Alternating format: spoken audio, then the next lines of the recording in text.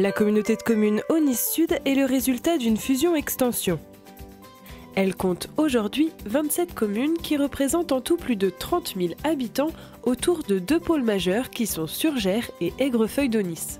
Jean Goriou, président de la communauté de communes Aunis Sud, nous explique quels sont les avantages de ce groupement de communes et quelles sont les compétences obligatoires et optionnelles de la communauté de communes. L'avantage de ce regroupement de communes, c'est d'avoir une entité qui corresponde à un bassin de vie. C'est toujours vécu comme une contrainte pour une commune de travailler en communauté de communes parce qu'on délègue une partie de son pouvoir. En contrepartie, on a le devoir en communauté de communes d'impliquer les communes dans le travail de la communauté de communes parce qu'on a la possibilité d'avoir des moyens, notamment humains, qui sont plus efficaces, plus efficients. On a un certain nombre de spécialistes qui peuvent intervenir sur différents domaines et apporter un bénéfice important aux communes. Les moyens financiers aujourd'hui sont très contraints, donc on a obligation d'être encore plus attentif sur les moyens financiers et donc d'aller rechercher pour les communes et pour les habitants, tout ce qu'on peut faire en termes de mutualisation si c'est générateur d'économie. On a des compétences obligatoires qui sont dictées par la loi, c'est le développement économique et l'aménagement. Dans le développement économique, on a toute l'activité économique, y compris le tourisme. Et après, on a des compétences optionnelles ou facultatives dans lesquelles on retrouve la petite enfance, l'enfance, le sport, la culture, l'action sociale et l'environnement pour la partie qui n'est pas rattachée à l'aménagement. Au travers de ces compétences, la communauté de communes sert les intérêts des habitants et tend à rendre le territoire toujours plus attractif avec, par exemple, le service aux entreprises. Rendez-vous avec Catherine Després, vice-présidente en charge du développement économique. Nous sommes dans la pépinière d'entreprise, qui est un lieu qui permet à des jeunes entreprises de se lancer sans avoir trop de charges. Donc ici, nous pouvons louer des locaux, louer des ateliers, louer aussi des bureaux pendant 3 ans, de façon à ce que les entreprises puissent démarrer. Cette pépinière s'appelle Indigo. C'est essentiellement un service d'accompagnement. C'est ça qui est très important au niveau de cette pépinière. On accompagne le porteur de projet pour lui faciliter la vie. Il y a d'abord l'accueil physique, l'accueil téléphonique, c'est très important. Il y a également le service du courrier, un lieu de convivialité où les entrepreneurs peuvent discuter, peuvent échanger et donc travailler ensemble. Il y a l'espace où nous sommes qui est un espace de documentation. Il y a également une salle de réunion qui peut être louée, qui peut être mise à disposition selon les circonstances. On ne laisse pas tomber les entrepreneurs une fois que leur entreprise est créée. On continue de les accompagner, notamment au niveau juridique. On répond à l'ensemble de leurs questions et on fait aussi des formations à ce niveau-là. Nous rejoignons Raymond Desilles, vice-président en charge de l'aménagement à la gare de Surgères pour nous expliquer le projet structurant de la communauté de communes, l'aménagement du pôle gare. Le projet a vu le jour pour plusieurs raisons. D'abord, il faut savoir que le pôle gare de Surgères accueille 350 000 passagers par an et c'est en constante augmentation. Et pour accueillir dans de meilleures conditions ces 350 000 passagers, nous avons décidé d'aménager tout le pôle gare et notamment tout le devant de la gare. Ce qui est important, c'est le côté sécurité, le côté accessibilité, mais au-delà de ça, c'est vraiment créer autour de la gare un pôle de vie que nous puissions intégrer à la ville de Surgères, ce qui n'est pas vraiment le cas actuellement. Donc nous allons créer une passerelle pour la circulation des piétons, des vélos et surtout aussi aménager à travers un espace public et aussi des plantations importantes d'arbres pour vraiment paysager tout l'ensemble. C'est un processus assez long qui a été engagé déjà depuis quelques années. Les habitants de Surgères, mais également les habitants de la communauté de communes ont été associés à travers des rencontres où il y a eu des discussions. Nous avons été à l'écoute de leurs suggestions et à partir de ça, nous avons fait aussi travailler l'architecte de ce projet sur la base de ces remarques des usagers et des administrés du secteur. Un projet intercommunal associant la communauté de communes, la SNCF et le conseil départemental qui aidera financièrement pour mener à bien ce projet qui fait écho à celui de l'arrêt TER Le Tout qui sera lui inauguré en décembre 2016. Depuis début 2015, la communauté de communes a pris en charge tout ce qui relève du droit du sol. En matière d'urbanisme, elle est ainsi en charge des permis de construire et de l'élaboration du PLUI, le plan local d'urbanisme intercommunal. Le PLUI va s'occuper bien sûr d'urbanisme, mais également aussi de consommation de terres agricoles, de développement économique, de zones d'activité commerciale et après tout ce qui est lié autour des infrastructures, écoles, tout ce qui concerne la culture.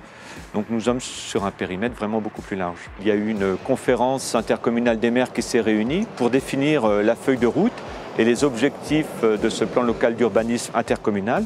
Et à partir de ces objectifs-là, nous allons les décliner en faisant participer bien sûr toutes les communes qui seront les acteurs principaux de cette démarche. Donc une fois que le PLUI sera élaboré, c'est lui qui déterminera toutes les autorisations pour les permis de construire, entre autres, les déclarations préalables, etc. La communauté de communes est également en charge de l'action sociale à travers par exemple le CIAS, le Centre intercommunal d'action sociale, où une équipe accueille les personnes en difficulté pour les orienter et les conseiller. Le CIAS est ouvert à tout public. Bien sûr, c'est souvent des personnes en difficulté, mais tout le monde peut un jour être en difficulté. Tout le monde peut un jour avoir besoin de venir au CIAS. Il y a un accueil qui vous oriente, qui peut orienter les personnes vers telle ou telle association ou telle organisation. Il y a aussi la répartition des aides financières et il y a également l'épicerie solidaire au panier partagé. Et c'est là où nous nous trouvons.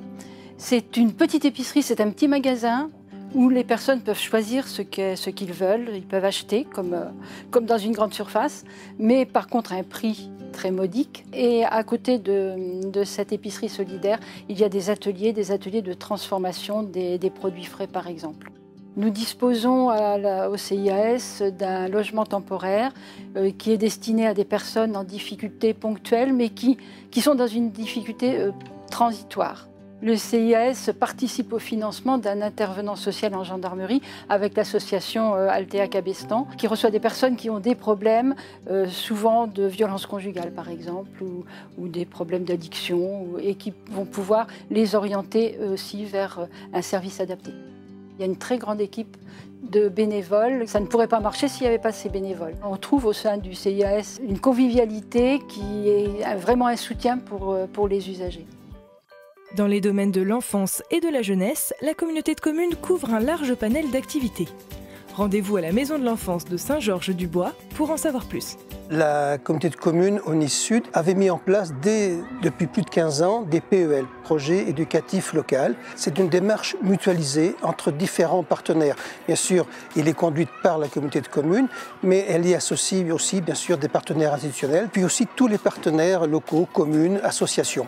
Les RAM, les relais assistantes maternelles, ont été mis en place par notre collectivité. À partir de 2016, il y a 3 RAM en fonctionnement, dont un RAM associatif et puis 2 RAM communautaires. À ce jour, il y a environ 350 assistantes maternelles qui accueillent environ 700 à 800 enfants actuellement. La mise en place des temps d'activité périscolaire a été quelque chose de vécu de manière très difficile par les collectivités locales.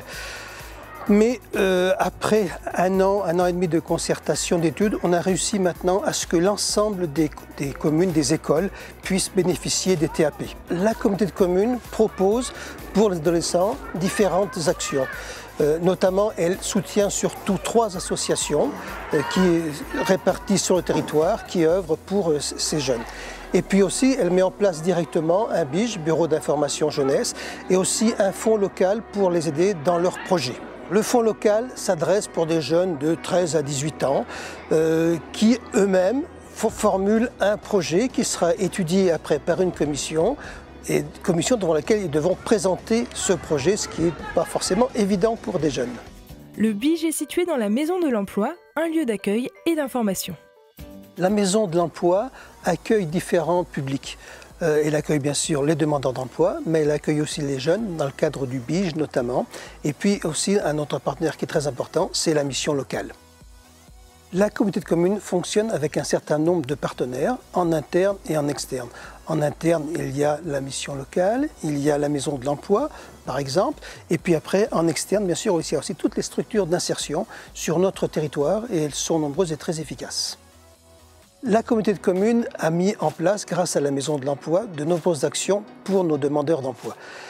Au niveau régional, se crée maintenant le SPRO, Service public régional d'orientation, qui, sur le nord du département de la Charente-Maritime, va réunir tous les acteurs au service de l'emploi et de l'insertion. Et ça, c'est quelque chose sur lequel on peut s'appuyer bénéfiquement pour les jeunes et les moins jeunes.